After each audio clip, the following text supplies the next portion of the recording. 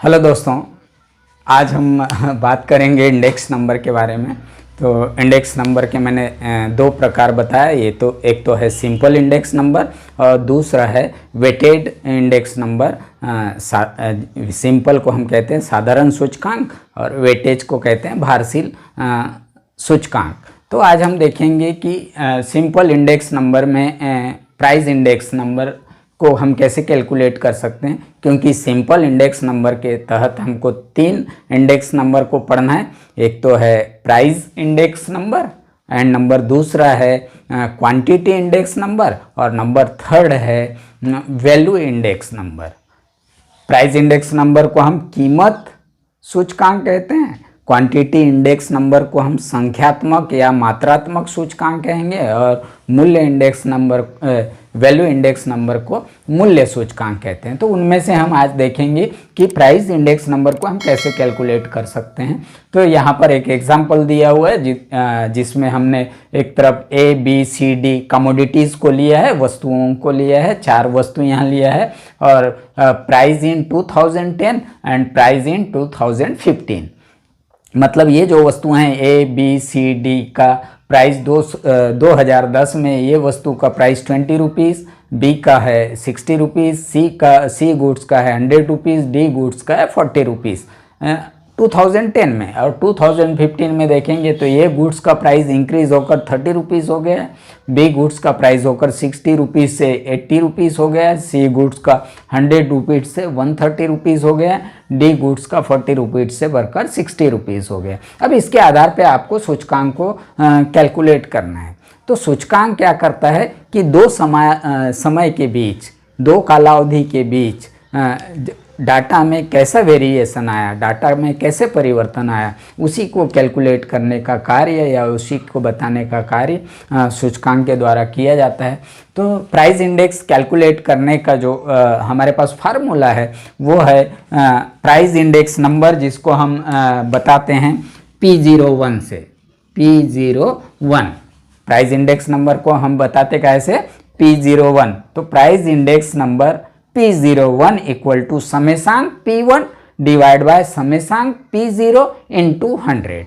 ये formula price index number को calculate करने का है। अब आपको ये देख लेना होगा कि यहाँ पर P0 क्या है, P1 क्या है। दो चीज़ें हमारे लिए यहाँ इम्पॉर्टेंट है। तो P1 यहाँ पर क्या है, चालू वर्ष का मूल्य है।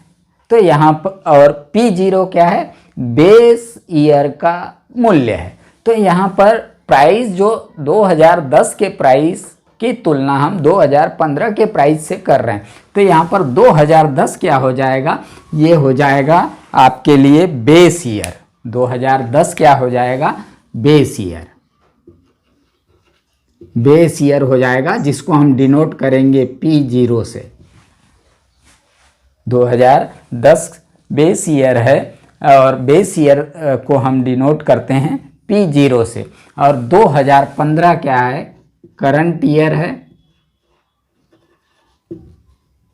और इसको हम बताते हैं P1 से। तो क्लियर, समझ में आया। बेस ईयर प्राइस को हम इंडिकेट करते हैं P0 से और करंट ईयर को प्राइस को P1 से हम इंडिकेट करेंगे या बताएंगे। अब इसके आधार पे ये जो है समेशांक, अब आपको क्या कर लेना होगा, बेस ईयर के प्राइस को, चारों कमोडिटी के प्राइस को टोटल कर लेना है, A B C D, and current year के प्राइस को ए बी सी डी आपको टोटल कर लेना है। तो सबसे पहले हम यहाँ टोटल कर लेंगे समेशांक P0 क्या है, यहाँ पर P0 का समेशांक, P0 का total 20 plus 60 80 plus 100 20 plus 60 80 plus 100 180 plus 40 220। ये कैसे आया 220? ये बेस ईयर का जो प्राइस है 4 गुड्स के, चारों गुड्स के, उसको हमने टोटल कर लिया तो 220 आया। ठीक उसी प्रकार हम करंट ईयर के भी प्राइस को जोड़ लेंगे। तो करंट ईयर के प्राइस को जोड़ेंगे तो हमको मिल जाएगा समेसांक P1 equal to 30 into 80 110 plus 130 240 plus 60 300। Clear? तो मतलब हमने यहाँ बेस ईयर के प्राइस को टोटल किया तो 220 मिला और करंट ईयर के प्राइस को टोटल किया तो हमको 300 यहाँ पर मिल गया। अब हमको ये जो वैल्यू है उसको हम अप्लाई करेंगे हमारे फार्मूला में। तो फार्मूला क्या है?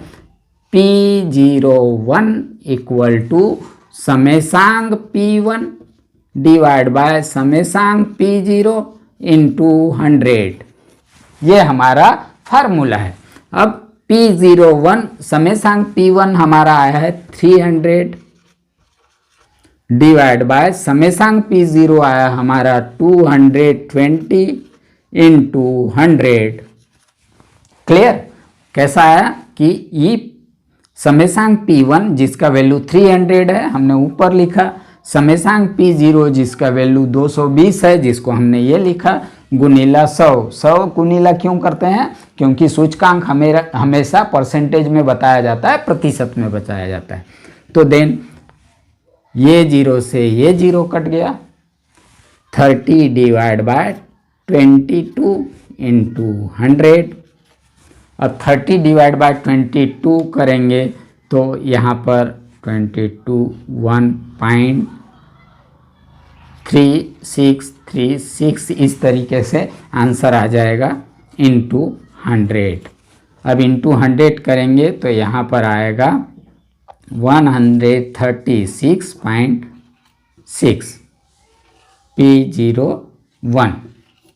प्राइस इंडेक्स नंबर क्या आया यहाँ पर? 136.36 136.36। तो इस तरीके से हम प्राइस इंडेक्स नंबर को कैलकुलेट कर सकते हैं। तो बेस ईयर के तुलना में करंट ईयर में प्राइस में जो वृद्धि हुई है वो 136% से हुई है या 136.6% से हुई है, ये इसका मतलब है। तो इस तरीके से हम ऑल ओवर क्या कर सकते हैं? प्राइस इंडेक्स नंबर को कैलकुलेट कर सकते हैं। नेक्स्ट वीडियो में हम देखेंगे कि क्वांटिटी इंडेक्स नंबर को हम कैसे कैलकुलेट करेंगे। संख्यात्मक जब सूचकांक हो तो उसको हम कैसे कैलकुलेट करेंगे।